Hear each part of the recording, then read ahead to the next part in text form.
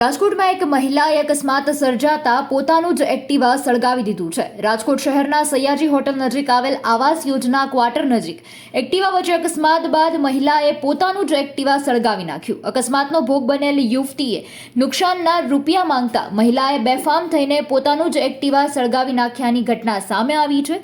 જોકે અકસ્માતનો ભોગ બનનાર યુવતીએ તાલુકા પોલીસ સ્ટેશનમાં ફરિયાદ પણ નોંધાવી છે। આ મહિલાએ આ કૃત્ય નશાની હાલતમાં કર્યું હોય તેવા આક્ષેપો પણ કરવામાં આવ્યા છે।